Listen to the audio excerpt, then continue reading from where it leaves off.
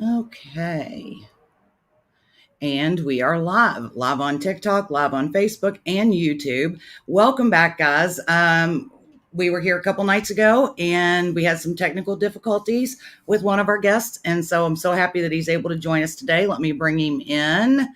Michael Austin, how are you? I'm doing great. How are you? I'm good. I was just saying we had some technical difficulties the other night, but no worries. We got you here. That's all that matters. Yeah. You're okay because I said there's no way. I mean, a veteran, a retired deputy sheriff, there's no way you just didn't show up and just bailed on me. Exactly. Yeah, my regimented scheduling is kind of crazy. That's I'm a very goal-oriented guy, so that's Yeah, I was like, something has to be. I hope he's okay. We're going to make sure he's okay. But so I'm glad. yeah. I'm glad you're with us now. Me too. Last time we talked was we got it in last year in February during CRS before COVID hit. Yep. And so I got to meet you, and I also got to meet Miss Gracie. Oh yeah. Is Gracie there tonight? She is. She's down in her little what I call her office bed, and Okay. she's chewing on her lizard right now.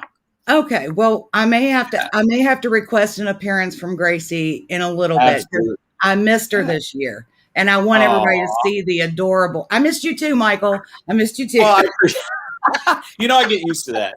If she could sing, I wouldn't have a job. Well, if she could play any instrument, and maybe a cajon with her tail, maybe we could do that. You could probably do. I tell you, I call it the coffee table clearer. Well, like swinging a baseball bat on her butt. Oh, but she is the best. Now, Congratulations really quick, because I just saw this earlier today on being a brand new CMA member. Yeah, I'm super excited about that. It's like the only thing that I could tell anybody in this business is persevere, persevere and just keep being yourself. I haven't changed who I am. And God knows, I made a bunch of life decisions to ensure that everything was going to be good for me. And just where I'm at right now is just such a comfortable place to be. So I'm truly honored and kind of just stoked to be a new member of the CMA for sure. And I have watched an artist go through that process. So it is walking. I don't know how it's happening with COVID, but this was several years ago, and walking in those hollowed halls of that building and seeing everybody's names and sayings, I was just in awe. And I wasn't even joining the CMA that day, but just being in there, I was like, look at this. This is a place that I would have never dreamed of being. Oh yeah. And that's the thing, I've been blessed in my career, even just over the past couple of years. Well, we will call it before COVID BC. When I was on tour with Ted Nugent, and I played the Hampton Beach Ballroom in Hampton Beach, New Hampshire, and a lot of people would kind of wonder what that is, but they added my name to the wall, and I look, and just 5 names above me. Now the wall is huge in this place. Yeah, is Led Zeppelin.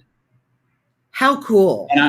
And I'm just like, I was, when you sit there and these bands and these artists, and then I started looking, and everybody in the world has played there, and it's just absolutely amazing. Just the history that's involved with music all over this nation is just absolutely incredible. And I have more fun than a grown-up should be allowed to have, being able to do this in the first place. But being a part of that, it's just, it leaves you speechless sometimes. And it's if you're an artist and you're not taken aback by something like that, then I don't really think you're an artist. That you're not here for the right reason. Right. There. Exactly. I mean, you're not there for the right reasons. And one, I don't think your longevity it's not going to be some long career you're going to have, because if you're not here for the right reasons, and country music will draw you out quicker than anything on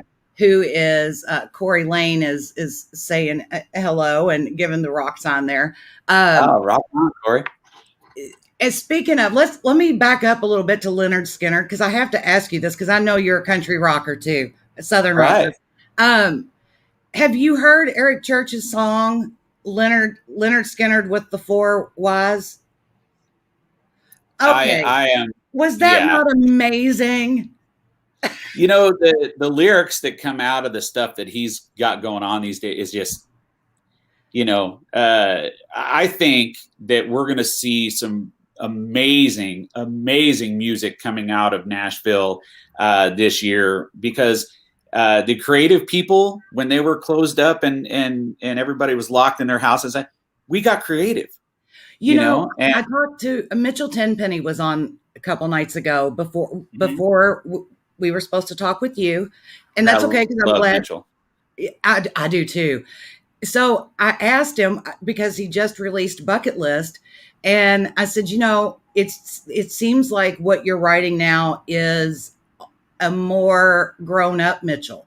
And he said the same thing. He said, you know, I would usually write what I would see happening at a bar, but this time he had to be real introspective and write his own, what came out of him and experiences that he had, which of course gives us Bucket List. And then, you know, the Leonard Skinner with all four Ys that Eric Church is releasing. But I think you're right. Yeah. You know, I being a fan of these guys and a peer at the same time is, man, that's the double whammy, because being an artist and, you know, I would think that a lot of artists think this way. It's kind of tough for us to go see live music or go see a show for somebody that really isn't, you know, giving it their best. They're just phoning it in. And I can guarantee every time I've seen Mitchell, it's not phoned in. And Eric never phoned in a thing. Eric wakes up and said, good morning. And that's the deepest good morning you'd ever get in your life. Right. You know? Right. And Mitchell, the way he writes is just like alcohol you later. Come on. The brilliance in that wordplay is just like, I bow down, you know. It's so I really love that you mentioned both of those guys, because, you know, I'm a huge fan of both of them, you know. Everything. They are kind of different at both ends of the spectrum, and yet their genius is all the way from one end to the other, because they can both write the same type of stuff the other does, as far as rhythm and things like that. But the word it is definitely something that I think I'm enjoying seeing. And you're right. I don't, being on this end of it, not being an artist, but being on this end of it, I don't want to see an artist phone it in either. I often wonder why I have to actually have seats. I would rather be backstage because I can hear better back there. I mean, that just makes sense to me. Speaking of, so we've talked about all these other artists, but let's talk about NRA's February country artist, which would be you. Congratulations on that. Thank you so much. Thank you. Your song, God, Guns, and Country Music, which you did, you were part of penning that one yourself as well.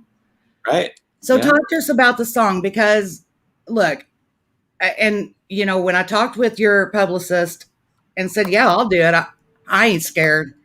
And I know a lot of people do want to shy away from this. All three topics. And I don't. So I want you to be as candid as you want to be, and let's talk about it.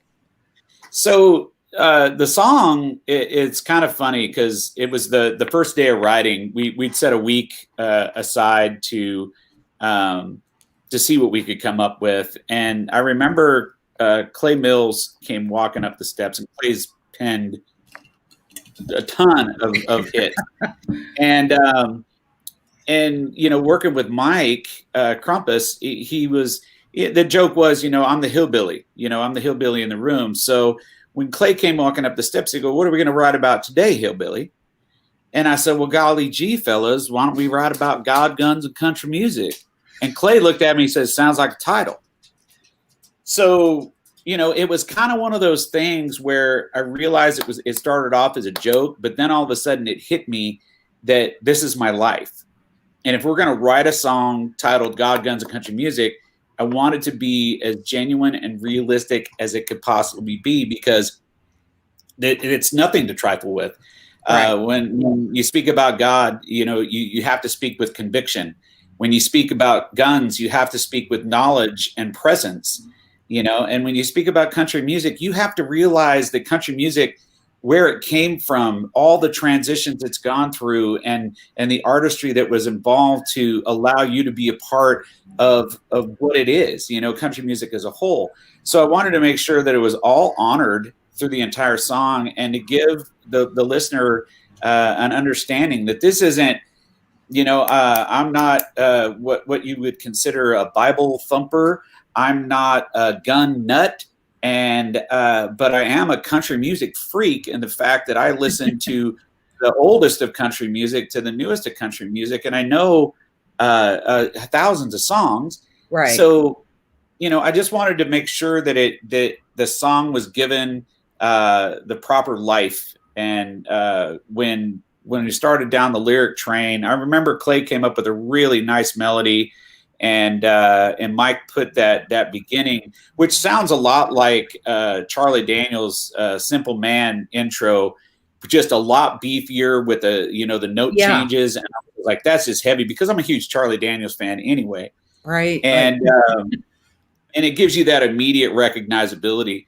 But Clay started with that melody, and I just started saying, this is how I am. I start my week on Sunday in the front pew of my church, listen to the preacher man tell me, and I go and do God's work, which was a common thing that the pastor at my church would say at the end of a sermon. He'd be like, now go and do God's work. Remember to walk the path, be a good Christian.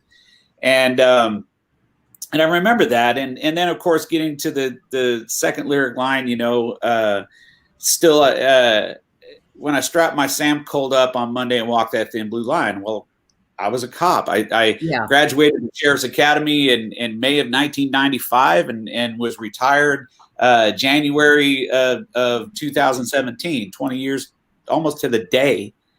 And so that's what it was like. You strap it up and you walk that line.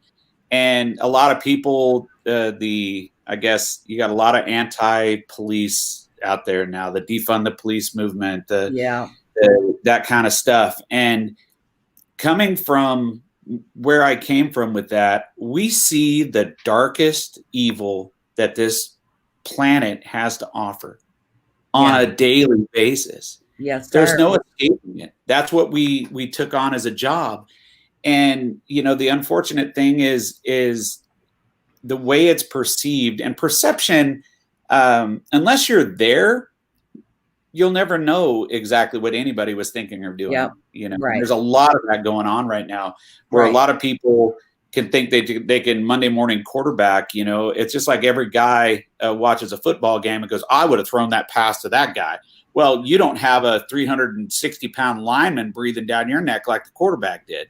Right. So you don't know what you would have done. You might have crawled up in the fetal position and laid down and prayed that you didn't fumble. So we wanted to make sure that the song was poignant, and then, one of my favorite country outlaws, Hank Jr., I could watch stories about that guy. He is, he has the lineage of Hank. Yeah. And he had struggles, and he battled through, and he's still popular today. I mean, he had a rift, with not being politically correct, and they took him away from Monday Night Football. But now, guess who's back? Doing Monday Night Football. Yeah. So, so we put that little tribute to him in there with, Country Boy Can't Survive, because that's how I feel. Right. Ultimately, country music as a whole is going to survive. It's going to make it through all the changes and everything that's going on.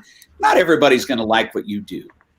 And that's just and that's okay. I think that's perfectly okay. I would rather have somebody say, "Yeah, man, your stuff's not my type of thing, but good on you for trying." Yeah.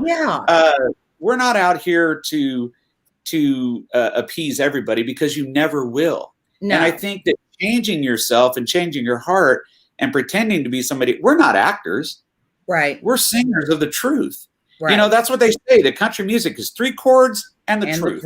Yep. And if you start stepping away from that, then you're in the wrong business. If you want to make it up as you go along, you want to phone it in, this isn't the business for you, because our fans will figure you out. Oh yeah, country fans. They remember. Yeah, they'll figure you out real quick, and they'll remember it, and you may get like one more shot at it, but that's about it, because you're right. They don't want anybody to phone it in, and exactly. You know, and I would rather, I may not agree with you on every single thing we talk about, but I would rather be able to have that conversation with you than to lose the right to have that conversation with you. And, or, you know, if somebody doesn't agree with their right to bear arms, that's their right to feel that way. They absolutely have that right. And that's okay. I'm okay with having that right. And as soon as I find the right one for me, I will. Living here in Nashville, you never know. I have the most wonderful neighbor, and not a gun person. And I won't mention her name. Right. Older gal, lives by herself. Her son lives in the neighborhood. But, you know, she said something really poignant to me the other day. She was like, you know, just knowing that you're next door and you're who you are, I feel safer. And to me, my Second Amendment just wrapped its arms around her, because I wouldn't let anything happen to her, just like I wouldn't let anything happen to anybody else. And, you know, people used to ask me all the time why I wanted to be a police officer. And I used to have a pretty snarky answer, because you can't. And that wasn't like I was being a jerk or anything, but that's a fact. There are people that can do this job and want to be a protector. And that's just in their makeup. I mean, for 6 months, I got yelled at, screamed at, had to run, you know, miles a day, had to push ups in the heat and all the crazy scenarios. We had to see, you know, pictures that nobody should ever have to see, but we had to kind of get a little desensitized to what we were going to see live. Because if you throw somebody out there into the field that's never seen the things that they made us see in the academy, they're going to falter. You're going to find that fetal position. It's going to be over. But you know, I don't think that people see that part of it. I used to wish that if you were going to report about police and police activity, that you had to go through the academy. Yeah. I thought that would be fair, because unless you know how we're trained and how we think, you can't Monday morning quarterback us. Just like I can't look at Tom Brady and say, well, I would have done that. Well, you can't really say anything about Tom Brady because he's the GOAT. But, you know, you can't look at that and Monday morning quarterback that. So it was really important to me to make sure that everybody got this song and got me as an artist without going over the top and over the edge. You know, I had one bad interaction, and I put it upon myself to reach out to this person. There was a gal. I did a show in Las Vegas, and I support the Route 91 survivors. Yeah. You know, I wear the wristband every day. I haven't taken it off since I got it. It's just one of those things. But I remember that I played God, Guns, and Country Music at a big benefit concert, and she goes, "That's kind of weird. You're glorifying guns at, you know." And I got a hold of it, and I said, "Listen, if I will give you my phone number, I want you to call me." And she called me, and we talked for about, I don't know, an hour and 45 minutes. And I explained to her where the song came from. And by the end of it, she goes, "I'm going to tell all my friends to get it." She goes, I should have listened to the words, and maybe I should have talked to you. It was important to me that people understand that I'm not glorifying guns. I carried one for 26 years of my existence, protecting people as a protector. And I see the need for it. You know, I saw the things that other people shouldn't have to see, but I saw it. So, you know, so I'm going to jump off the soapbox now, but that's how the song was born. Yeah, I wanted it. No, I'm glad. I wanted it to have that old time feel to it. So we put in that old kind of phonograph sound Yeah. in the beginning, and then halfway through the middle, it's, you know, sounds like an old radio announcer that you would hear from the Grand Ole Opry. And I just wanted it to have those touches because I wanted to remind everybody, you know, that country has been around for a long time, and it'll be around for a long time to come. I'm glad you did, because, you know, to get like a 2 or 3 line sentence of how the song came to be is great, but I would rather sit here and listen to a much more detailed explanation about it, because yeah, people will go and immediately judge it based on the title, or based on, you know, the second word in the title, or the first word in the title, or yeah, I mean, or listening, or the fact that Ted Nugent, let's just throw it in there, that he's narrating the Second Amendment on the lyric video. You're not even in your lyric video, but Ted Nugent is. How did you get him to do that? So it was so funny because Ted's camp reached out to us. Oh. And I remember getting a phone call at like dark 30 in the morning. And he wanted me to fly to Texas, and he wanted to talk about the song. And I'm like, well, that's okay. You know, okay. So we flew back there. We took a film crew with us, and we rode around, and Ted showed us, you know, I went with a label rep and a videographer, and Ted showed us around his ranch down there in Texas. And I said, you know, it'd be awesome. And Ted is just like one of the coolest people on the face of the planet. Let's just get that out there. The left is going to call him a demon and all kinds of names, but you know, the guy is super smart, and he lives by a code. And you can say what you want, but if you got a guy that lives by that kind of code, he's never drank, he's never done any drugs. He survived the 60s and 70s without doing any of that stuff. And one of the greatest guitar players of all time, and still is in the Rock and Roll Hall of Fame, which I think is a travesty. But he flies us out there, and I said, you know, it'd be cool, man, is if I could get you just, you know, to do the Second Amendment. I said, I've been thinking about just doing like a montage of, you know, people I know that are, you know, pro Second Amendment, just doing it. And I thought it'd be a cool idea for the front of a video. Yeah. And we had no idea at the time that we were going to even think about doing this. But he said, yeah, sure. And of course he knows it by heart. So he just pops it off under these trees.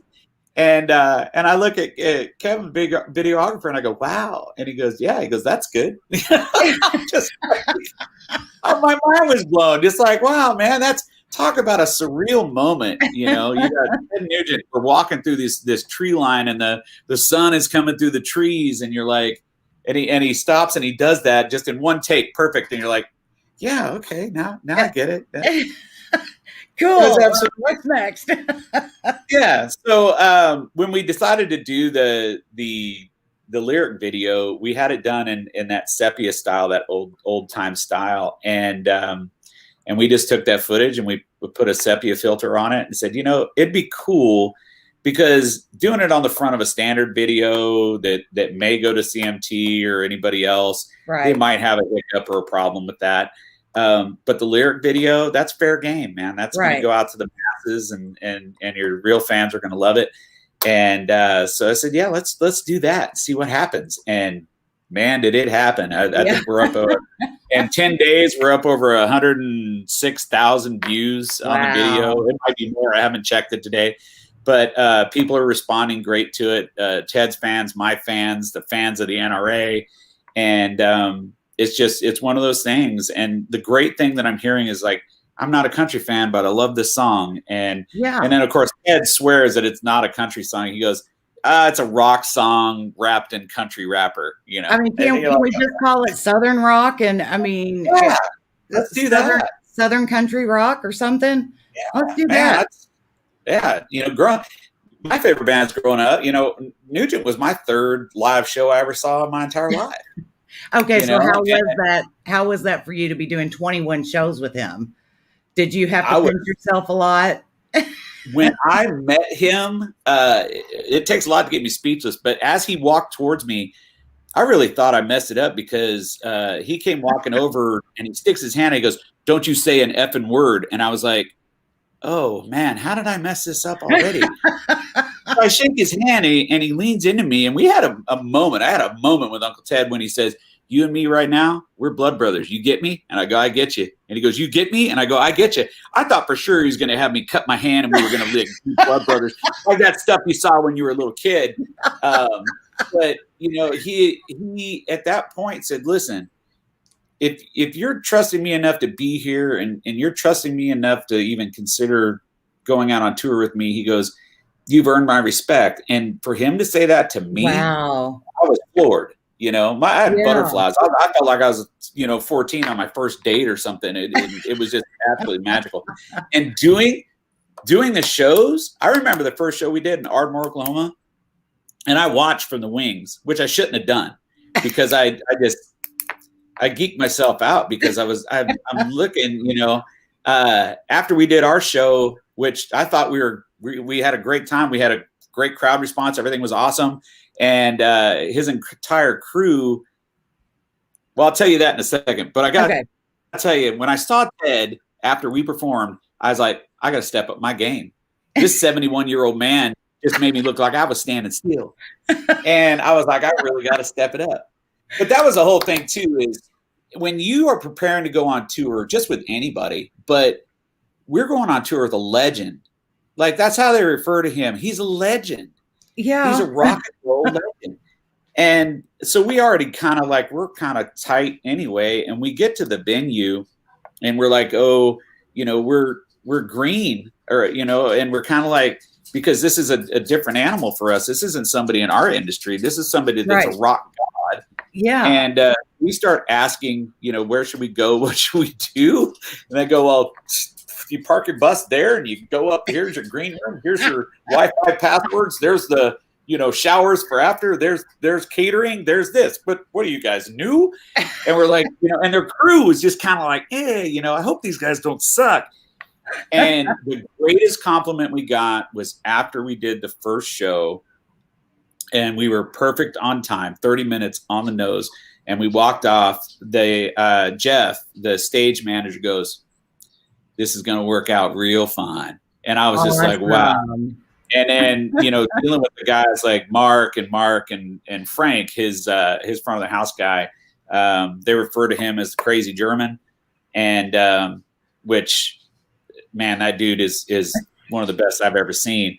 But by the third show, he's wearing one of my T-shirts. And I was like, you got it. That's so cool. It was so cool. So cool.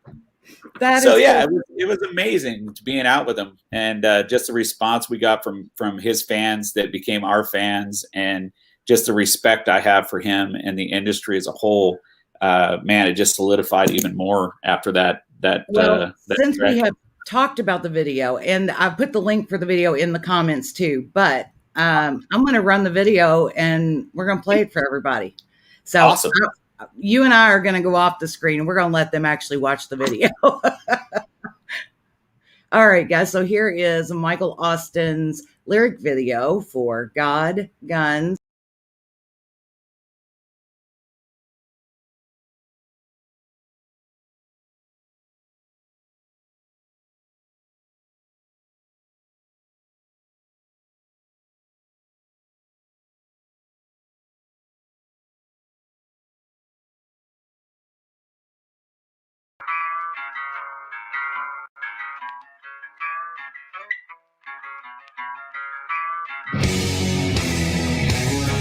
Regulated militia being necessary for the security of a free state, the right of the people to keep and bear arms shall not be infringed.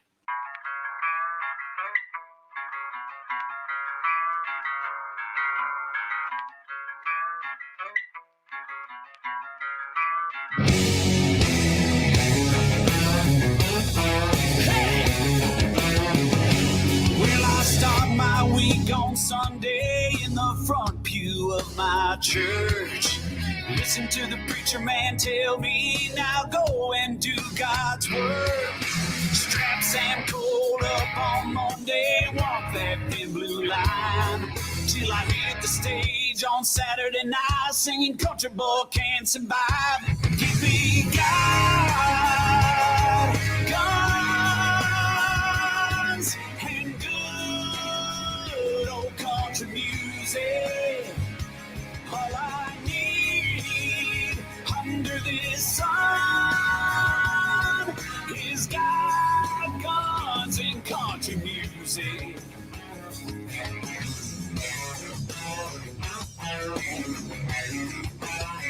Oh yeah.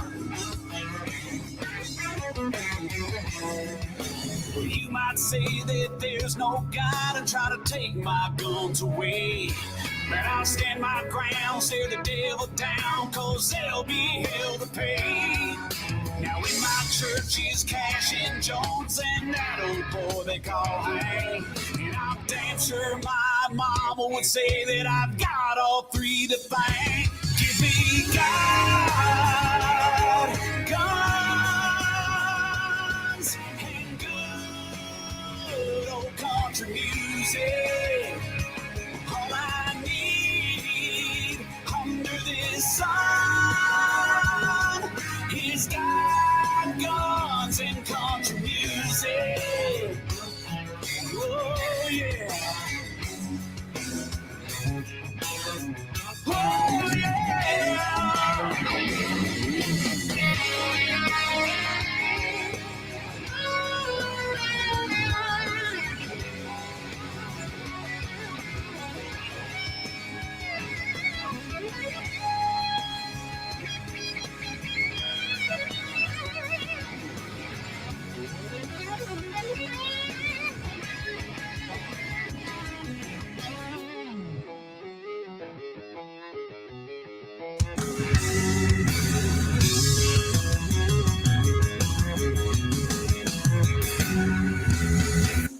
Give me God, give me guns, and good old country music. All I need under this sun is God, guns, and country music.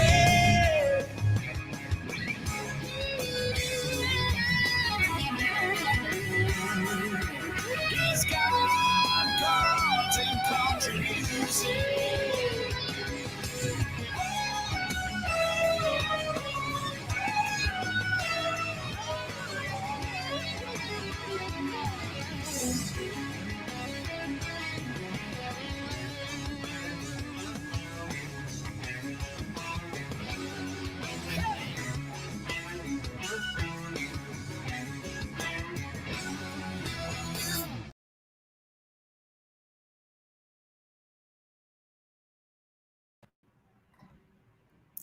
Okay, so that was so cool. Like I don't know. I could see you, but I'm sure you could see me. I'm over here playing my drums and my air drums, and of course the guitar riffs. I mean, come on, Michael, those are amazing. Yeah, they turned out pretty awesome. And I've got a guitarist, Wes Theobald. I call him the GOAT. He's a left-hander, man. That kid can play, and just amazing. Don't let him go. Do not let him go. It's funny when we played that and it came over the speakers. So when we're on tour, because I closed the show with God Guns, and Gracie is always off stage during the show. But halfway through that song, they cut her loose and she gets to run out on stage, and she runs right to me with her little butt wagging, side to side. Well, she heard it and she came running here into the office and jumped up and licking my face. And I was just like, yeah. He's like, Dad, the show's over. The show's over. Let's go now. What do I get? Yeah. Huh. I'm a great girl. You're a good girl. You're a good girl. I cannot wait. Look, I can't wait to hug you again, but I cannot wait to just wallow her little face. She is the sweetest thing. And she is the sweetest. I cannot thank you enough for being with us and letting us share that again. And it's an honor for me, one, that you're a veteran, that you're not only an Air Force veteran, but you are a retired deputy sheriff, that you've given so much to this country. It is an honor for me to be able to sit with you for a bit of time and Oh, thank you so much. listen to you. I mean, your music's great. Like if you were a veteran and your music stunk. No, I'm kidding. Yeah.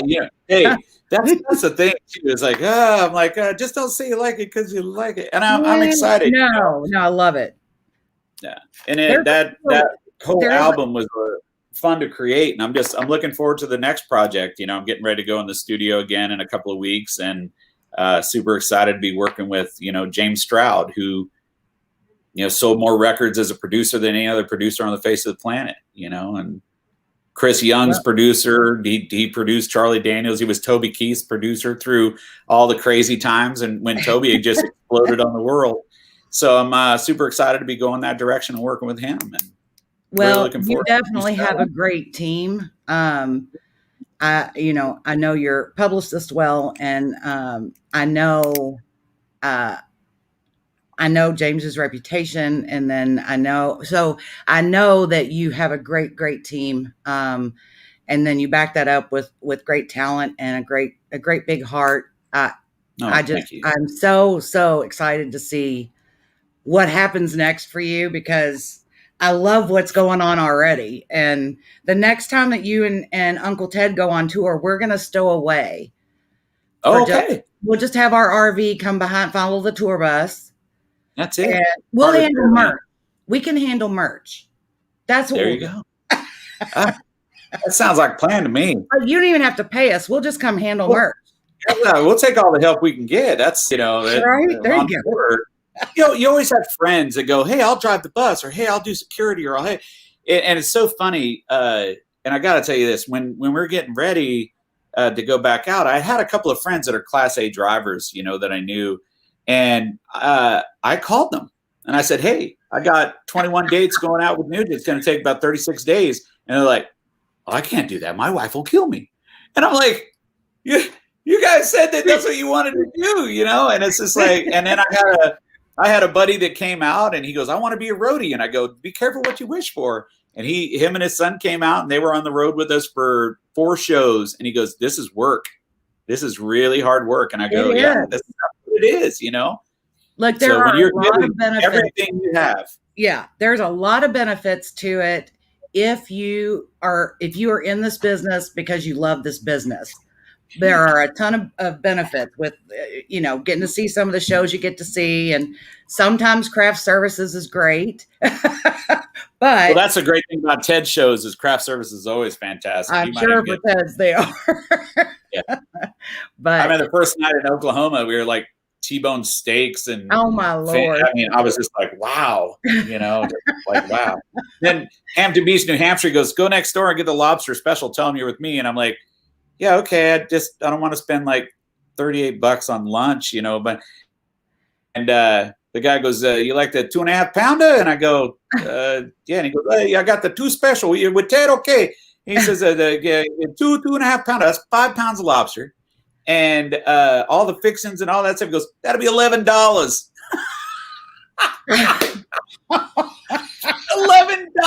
I was like, "Oh man, this is." Let's see, where's that at? I'm with Ted. I'm with Ted. Let me. Yeah, I'm with Ted. Hampton Beach, New Hampshire, 2 doors down, a little blue building. I'm just like, yeah, 2 lobster tails, everything, all the things. Like, $11. Okay. $11. Okay. Well, we're gonna have to catch up again very soon. If nothing else, yes. We'll come down. Are you in Nashville? I'm in Nashville. Mm-hmm. Okay, so if nothing else, we'll just head down to Nashville and come see you and Gracie and do another interview with you there. But that'd be amazing. Love to have you.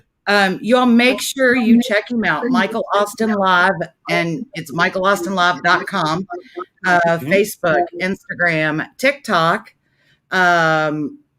okay, so I'm just going to give you a little bit of advice. Put Gracie on TikTok some more. People will love Gracie. Yeah. Everybody loves her. I don't get that much love on TikTok, and that's okay. But I don't have a Gracie, so you got to use that. Yeah, I'm definitely going to start using that. She's just too cute. She's like, "Who, me, Dad? Come here. You want to come say hi?" Gracie, she's like, "No, I want my belly." Oh, she wants her belly rub. She's like, "Give me. I'm giving you my belly, Dad. Come here. Oh, here she comes. Come here." Okay. Come on. Oh, good girl. Oh, The elusive Gracie. Hi, Gracie, sweetheart. You're such a good there she is. girl. There she is. Oh, she's so sweet. That is the greatest way to end. Michael, we love you so much. I'm so happy for you.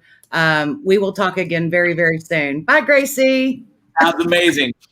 Thanks so much. Take care. Don't hang up yet. I'm not hanging up. Okay, don't do